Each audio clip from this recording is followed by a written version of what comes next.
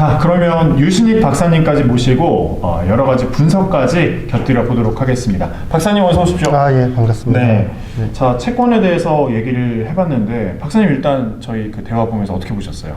저는 좀 채권 쪽에 이제 세부적으로 궁금한 사항이 좀 많이 생겼습니다. 그러니까 첫 번째는 이코노미스트의 입장이긴 하지만 지금처럼 경기가 이제 안 좋아진다라고 하는데 달라요. 그러니까 미국은 사실은 경기가 예. 굉장히 괜찮고 최근만 하더라도 비농업 고용이 거의 50만 정도 증가가 나왔어요. 그래서 일단은 미국의 소비가 다소 둔화된다고는 하지만 소득 여력도 괜찮고 증가율이 좀 빠지는 정도일 뿐이지 예전처럼 우리가 구조적인 악화, 뭐 서브프라임 때처럼 IT 버블 때처럼 구조적인 악화는 아니다라는 것이고, 두 번째는 근데 이제 연약한 경제는 확실히 있어요. 유럽도 좀 안 좋을 것 같고, 그렇죠. 제조업 예. 중심 수출 국가인 아시아 이제 신흥국들도 좀 안 좋을 것 같은데, 그러면 침체가 된다고 해서 금리가 빠지고 채권을 사야 된다는 로직 자체가 전 세계적으로 다 동일하게 적용이 되는 게 아닌 것 같다. 그 부분에 대한 이제 약간 미세한 전략들, 채권을 갖다 어떻게 바라봐야 되는지에 대한 부분들, 예, 예. 그게 이제 하나 궁금하고요. 일단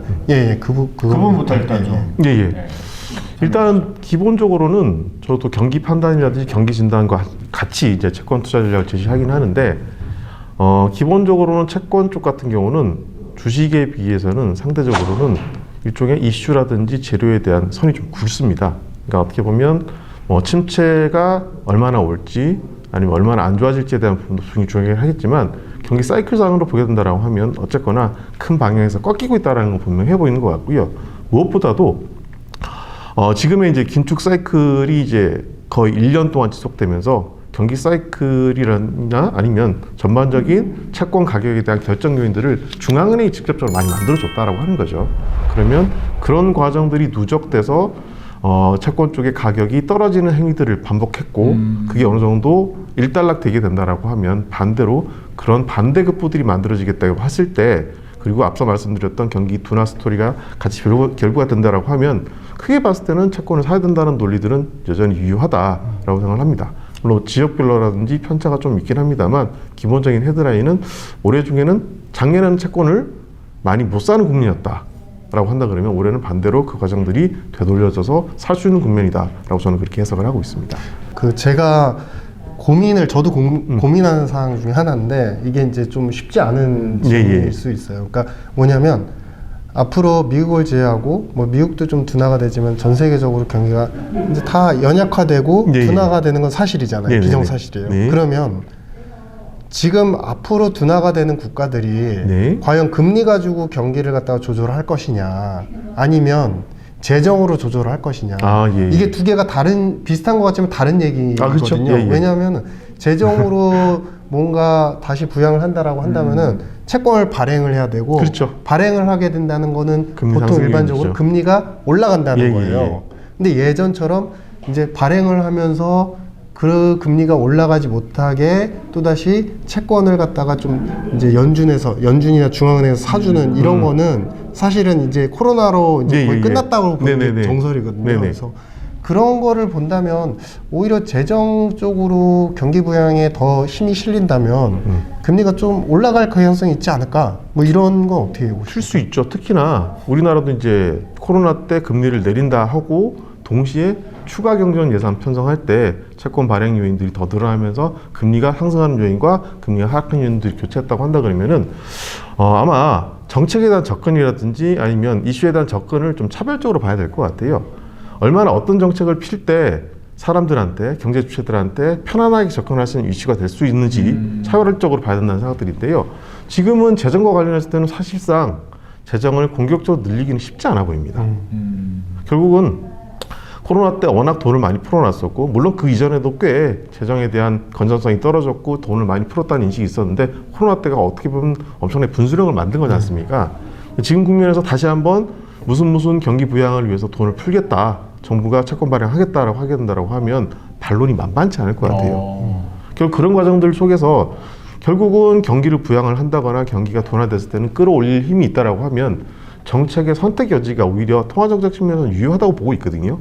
아마 지금도 연준이 기준금리 인상을 본인들 나름대로 적극적으로 많이 했고, 지난번 FOMC에서도 나름대로는 금리 인상 사이클이 거의 끝나는 것처럼 인식을 하게끔 시장을 착각하게 했던 멘트들도 보면 추후에 우리는 금리를 올려만큼 올려놨으니까 그 다음 단계는 뭐겠냐라는 방향성에 대한 간접적인 저는 시사였다고 생각을 하거든요.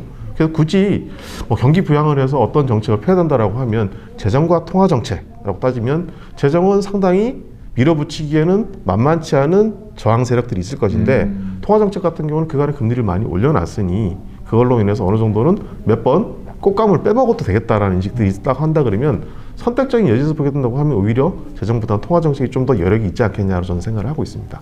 거기서 그 부분에서 이제 시장에 많은 분들이 다 의견이 엇갈리시는 것 같아요. 그러신 것 같아요. 예, 왜냐하면 실제로. 예. 금리로 조절을 할 거다라는 인식은 예. 금리가 안정화되면 당연히 위험자산 쪽이 또 올라갈 수 네. 있고 주식으로 얘기한다면 우리가 소위 얘기하는 빅테크 기술주들이 올라가는 그렇죠, 거, 그렇죠. 예. 그런 흐름들이 예. 앞으로 당연한 거고 예. 근데 반대쪽에서 이제 생각을 해보면 이런 생각을 해볼 수밖에 없어요. 그동안에 이제 부채가 최고치로 올라갔고 코로나를 피크를 찍었는데 사실은 지금은 경기가 둔화가 되는데 무언가 할 수 없기 때문에 더 작년도에 위기론이 많았고 침체론이 많았지 않습니까? 네, 그렇죠. 근데 예. 그게 더 할 수 없을 것으로밖에 생각을 못했던 거는 부채가 이렇게 많은 상태에서 계속적으로 IMF도 경고했듯이 더 늘어나게 되면 네. 이건 터진다.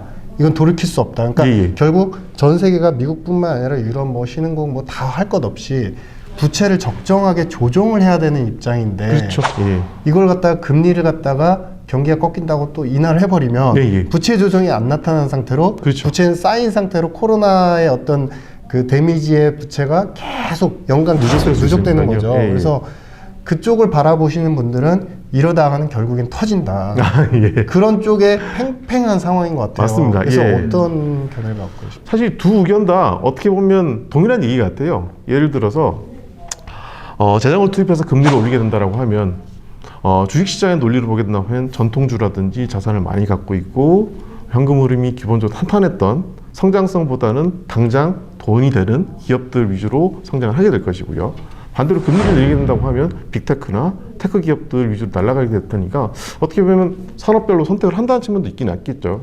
근데 이제 결국은 궁극적으로 두 의견들 다 마지막에 해당되는 종착역에서는 어쨌거나 정책은 필요하다라고 하는 거죠.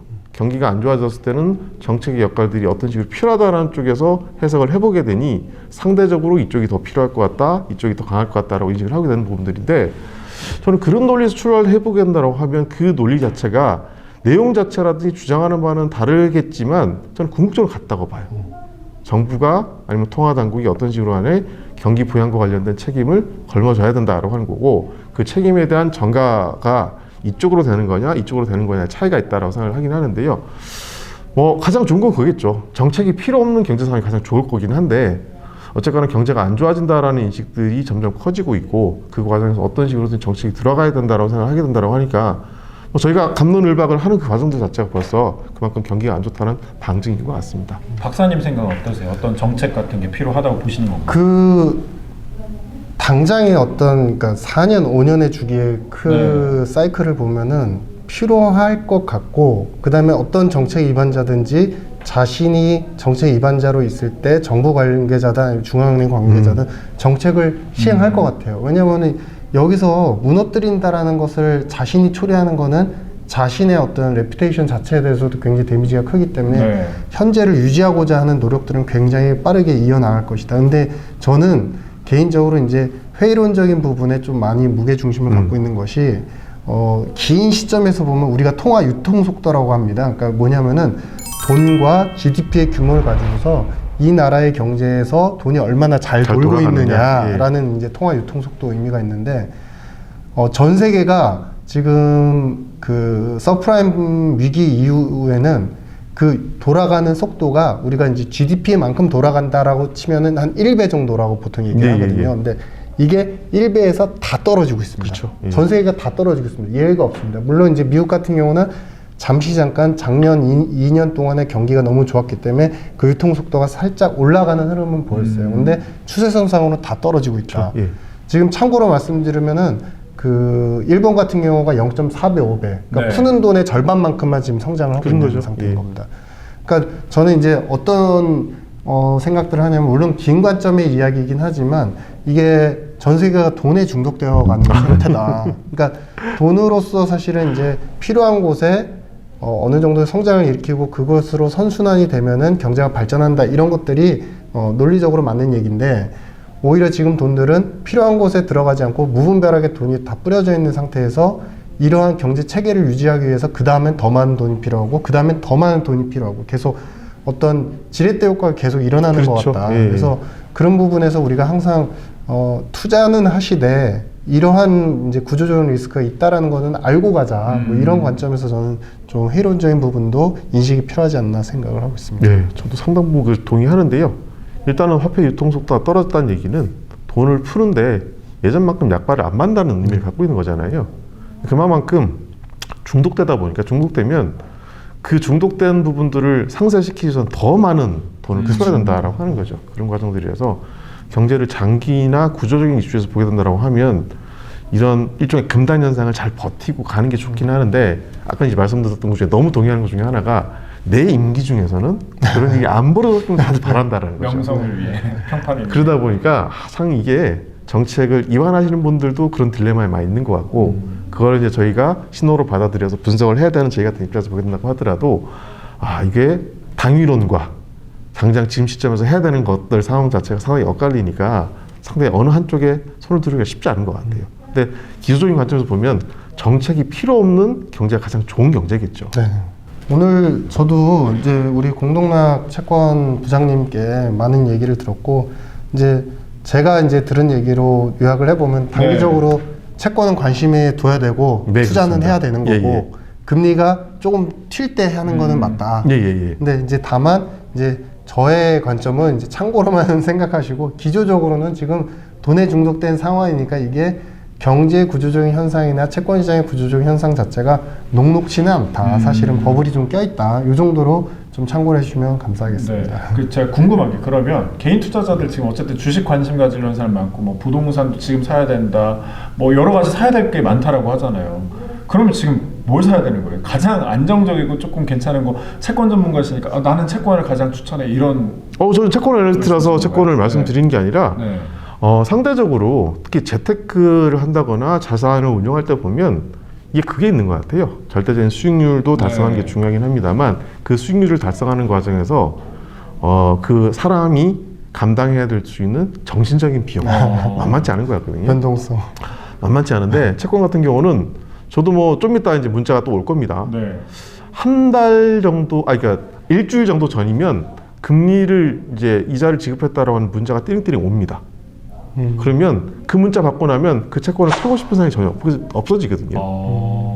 주식 같은 경우는 배당을 준다라고 하더라도 1년에 한 번 주시잖아요. 네.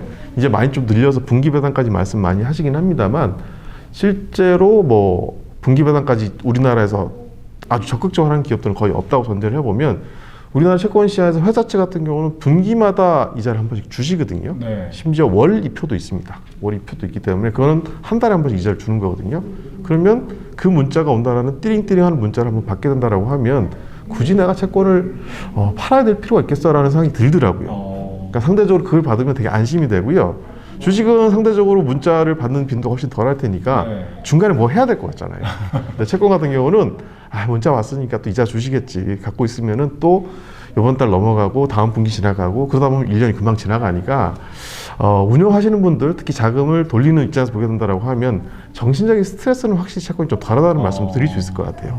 그러니까 똑같은 수익률을 기대한다라고 보면, 만약에 10%를 놓고 본다고 하면 그런 수익률이 같다라는 전제하에서는 저는 채권을 강력하게 추천드리고 싶습니다. 네, 많은 투자자들이 사실 투자를 하면서 스트레스도 특히 작년에 많이 받았잖아요. 그런 측면에 있어서는 지금 공동락 전문가님 말씀처럼 채권에 좀 투자를 하면서 오는 문자 보면 스트레스가 조금 풀립니다. 예. 약간 이런 부분도 좀 참고를 하시면 좋을 것 같다는 생각이 듭니다. 자, 오늘 공동락 채권 전문가와 유신익 박사님과 함께 이 시간 함께 해봤습니다. 함께 해주신 여러분 고맙습니다. 네, 감사합니다. 감사합니다.